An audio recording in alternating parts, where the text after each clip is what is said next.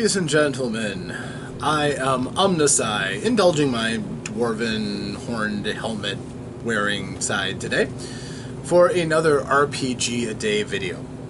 Today is the 22nd day of August, and as we're rattling along, they seem to be throwing me more and more of a bone for these, because a lot of the words in the end are really working well with my game and my presentation of it.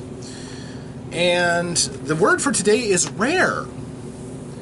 Now, I know it'll be kind of the thing for other people doing these videos to go and find their rarest, most hard to find items in their collections, or I think I probably did something like that once upon a time. And I don't have super rare stuff in my collection. I have mostly a working collection of stuff that I use and reuse, so I'm not going to go and brag about my stuff. Instead, what I'd like to talk about is world building and campaign building as far as a game goes. Rare generally means a scarcity, a lack of commonality of something. And oftentimes something that's desirable. Something with a rare status is generally more valuable than something that is common. Sometimes it can be something that isn't even all that useful. If you think about it, gold is pretty worthless. It's soft, it's a good conductor, but there's other perfectly fine conductors. I think copper works better. It's malleable, but relatively useless in the grand scheme of things. But it's pretty, and it's relatively rare. So it has a value because the amount of it can be controlled. Okay, so rarity in building a world can be exactly as important as deciding what is actually rare. For instance, people say, every game of Dungeons & Dragons is the same. You've got big wizards, you've got flashy magic, blah, blah, blah. And every edition may reinterpret that. For instance, 3rd edition has magic draped over everything because there's so many different slots to fill and there's so many different magic items in the books and everything like that. Whereas 5th edition is much simpler. Fewer items, more repeated use to those items, less one-shots. And that's fair, certainly, but all of these games have had a rarity invoked into them, so that the most powerful items are the ones you're least likely to find. So when you find a really powerful item, it is more valuable because of its scarcity. And of course its utility is a big part of it too, don't get me wrong, but you can get more trade for it if you're going to trade it in, if it is appropriately rare and in demand. Just like treasure, though, there's a lot of other things that can be determined by scarcity and empowered because they're not very common. Magic in a Dungeons & Dragons-like setting. For instance, if you are in a world similar to Tolkien, magic is exceedingly rare. There's not a lot of it. There's not a lot of wizards standing on street corners casting real magic. There's a bunch of charlatans. There's a bunch of people who gather lore torturously here and there, and occasionally you find a real wizard, capital W wizard. They're not a dime a dozen by any stretch of the imagination, and even when those wizards uncork some real magic, they have their own theme, they have their own idiom that it is tied into. It's not, I just wave my hands, mumble some words, and I can make this happen. And then I can go and wave my hands and mumble some words and make this happen, like in, say, Dungeons & Dragons. No. Saruman, when he is pressed by an army, doesn't just wave his arms and throw hailstorms of fireballs and meteor swarms. That's not his thing. As a matter of fact, that isn't the thing for any of the wizards that are overtly shown in any of the movies or any of the books. Their magic is an older source. It's not vulgar magic where, you can solve a fight with a fireball. That's rarely done. Mostly, the magic is done narratively. There's power there. For example, when Gandalf and Saruman contest wills over the mind of Theoden, which Gandalf wins. that is strong magic, meaning strong magic, and there's a winner and a loser. Without the magic, that wouldn't have happened. Saruman was back at Orthanc, and that he wouldn't have had any sway over that incident. But because they're wizards, they can fight like that, without the need for lightning bolts, fireballs, and so on. Gandalf can be caught on top of Orthanc after Saruman betrays him, because he doesn't just vulgarly cast Fly or Lesser, a Featherfall spell. Although we did chuckle at that when we watched the movie. I'm sure anybody who played D&D kind of goes, wow, what kind of a wizard is he? He's pretty weak. No. But his magic is felt in other ways. Like when he is arriving to a great battle, and instead the only thing is a bright light that he casts, which absolutely shatters the will of the aggressive forces against his friends. So you can have a level of magic like that just by controlling rarities. For instance, if the players go into every town and expect that there's a wizard there, and there isn't, wow, that wizard they're carrying around with them certainly makes him much more valuable. All these problems that could be fixed by magic, but if there aren't wizards hidden in the woodwork of the world, then all of a sudden when a wizard actually does show up, they're special. If you have a magic shop in every hamlet, every thorp, every town, every village, magic loses its specialness unless you pull out some unique items or you continually ramp things up. Players are always going to want to see more, and magic, if it's not special, then it's like a gadget. It's just something that it's valuable, it is in demand, but if it's not rare, then it loses its specialness. It's just another gadget in the game. So I understand the craving some people have for low magic. That when you do have magic, it's amazing. Or dangerous. That's another thing that can make rarity interesting, is if unqualified people trying to get it can be often imperiled by the thing they're trying to get. That's fun too. That's more of your horror, where magic can turn against you just as easily, but you still might be desperate enough to use it. Now, again, when you are designing a game, you want to have some semblance of idea of what constitutes good, and how hard is it to get that good. For instance, if you are looking at, say, Dungeons & Dragons, and say you're using the old Beckme rules, you would have a character that could go up to 9th or 10th level, and they would reach name level, meaning warriors have the title of a lord or a lady. A wizard would actually have a magic user would have a title of wizard. A cleric would have a title of archbishop or something? I don't know. But I can't remember. That makes me sad. Priest? Full-on priest, maybe? I don't know. But the point is, that is a structure where there's not a lot of people at that level. Those are the type of people who rule over their own lands. May not be a huge amount of land, especially if they've just hit that level. And adventurers who are running around with that level aren't thick on the ground. If you meet up with a group of name-level heroes, something pretty big is going to happen, probably. They're probably questing for something pretty impressive, or they're going to try to stop a threat, or maybe they are the threat. That can happen too. So, but the point is, if you go into every village and you see a group of name-level heroes resting by the fireplace, and you know they're going to take that corner booth because everybody wants the corner booth, you know, the shadowy one that the cool kids have. And if you get into an inn and there's all the corner booths are occupied, or the corner tables, and you're thinking, how can I get one of those?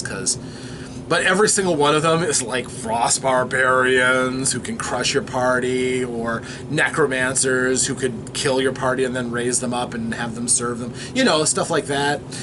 Yeah, that. But if those kind of events are rare and significant, they mean that much more. Even if statistically it might be a little bit more likely in a wide open world that you would have some groups that, for benefit of survivability, would band together, would eventually get to that power level together. you would probably see them a bit more often than mid-range level adventurers just kind of trying to carve their own niche out. Because they would live longer, they'd be tougher and able to take on the kind of challenges that these lesser groups would get crushed by. But still, rarity is important to think about when you're designing a game. In the case of my game, ultimately it comes down to dice values. That's what everything hinges on. Your level of skill and potential for what you can pull off is directly tied into the dice that you're able to throw down out of your dice pool. Now, because the way my system works, a starting character gets to start out with an 8-sided die, which is uncommon. There aren't a lot of people out and around with 8-sided dice levels of skill. That allows you to do something that is quite impressive. If it's a fighting skill, that means that you have a pretty good chance of bypassing somebody's reasonably good defenses because you're that skilled. You won't always do it, no. But you have a reasonably good chance. And if you push, see yesterday's video, you have an even better chance. Your range is actually even broader. If you are, for instance, a scholar, and you have a D8 level of skill, will there be people who also have a D8 level of skill? Yes. You're looking at head librarians, sages, researchers. Are there people with better die values than a D8? Yes. Those are going to be like the Royal Librarian, the Royal Sage. You get titles and a reputation if you are up to a D10 level. Sometimes the quest to find somebody with that level of skill might be significant alone. And the fabled D12 level of skill, which many people think of as the maximum that you can get in certain filters of the game. You're talking about somebody who, a generational talent. You're looking at somebody who has to spend their entire life to develop those kind of skills, or else had to achieve amazing insights and training under duress to get to that level in a reasonably brief amount of time. A hero who drives their entire career into one skill could possibly, over the course of a long and convoluted adventure, get a 12-die skill or attribute potential. That would be taking even longer. Attributes take longer to raise than skills. The skill is kind of the prism by which you can celebrate having a good amount of aptitude, and then your skill just makes it more likely that you're going to succeed at tasks that your aptitude already gives you a chance of succeeding at.